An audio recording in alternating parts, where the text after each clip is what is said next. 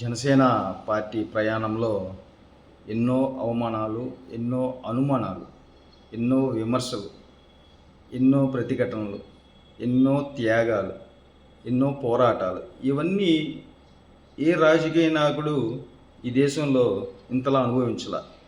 ఒక్క పవన్ కళ్యాణ్ గారు తప్ప.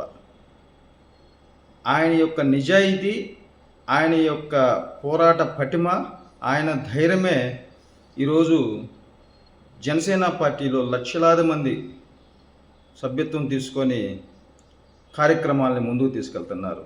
ఇలాంటి పార్టీ 12 సంవత్సరాల వసంతాలని పూర్తి చేసుకొని 13వ సంవత్సరంలో అడుగు పెడుతున్నందుకు ముందుగా జనసేన కుటుంబ సభ్యులందరికీ నమస్కారాలు. మనం జనరల్గా సోషల్ మీడియాలో అందరం ఎన్నో సలహాలు పంచుతాం, ఎన్నో సూచనలు చేస్తాం. కానీ ఇవన్నీ క్షేత్రస్థాయిలో కార్యక్రమాల రూపం దాల్చే సమయంలో ఇవన్నీ కొంత గురవుతాం. కారణం ఏంటంటే సలహాలు ఇవ్వడం చాలా ఈజీ, ముందుకు తీసుకెళ్ళడం చాలా కష్టం.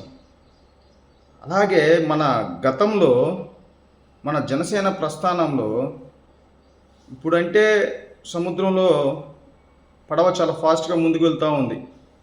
కానీ గత జనసేన ప్రస్థానంలో ఒక చిన్న తట్టు పెట్టుకొనే పడవను ముందుకు తీసుకెళ్లారు. అలాంటి తీసుకెళ్లిన నాయకులు ఎంతోమంది ఉన్నారు. మన జిల్లా అధ్యక్షులు షేక్ రియాజ్ గారు కూడా అందులో ఒకరు. అలాంటి వాళ్ళు వేసిన పునాది మీదే ఈరోజు ఎంతోమంది మనం అందరం ముందుకొచ్చి పార్టీలో పనిచేస్తున్నాం. దీన్ని వాళ్ళ అనుభవాలని, వాళ్ళ త్యాగాలని, వాళ్ళ కృషిని మనం పార్టీ మర్చిపోకూడదు. అందుకే మన పార్టీ ఇప్పుడు జంజీ కొత్తగా మన సభ్యత్వాలు ఎంతోమంది యువత మన సభ్యత్వ కార్యక్రమాల్లోకి వచ్చారు, మన సభ్యత్వం తీసుకున్నారు.